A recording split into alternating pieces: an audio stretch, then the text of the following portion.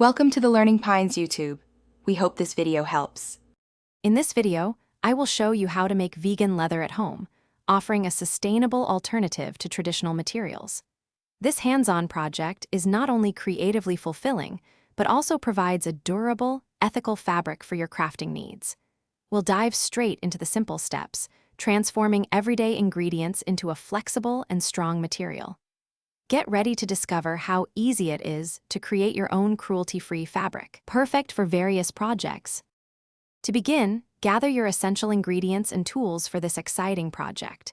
You'll need precisely 100 grams of agar-agar powder, which acts as our plant-based gelling agent, along with 500 milliliters of fresh water.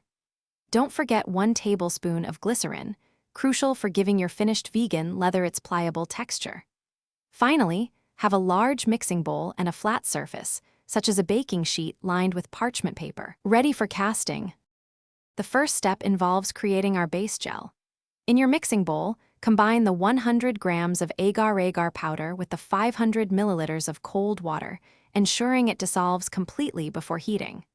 Place this mixture over medium heat, stirring constantly, until it reaches a thick, gelatinous consistency, which usually takes about 5-7 minutes.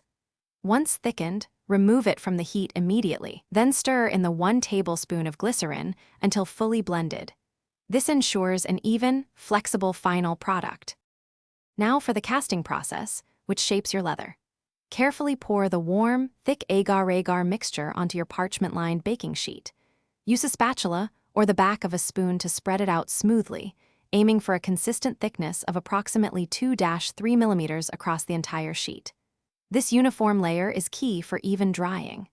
Leave your sheet undisturbed in a well-ventilated spot to air dry for 24-48 hours, or until it feels completely firm and resembles leather.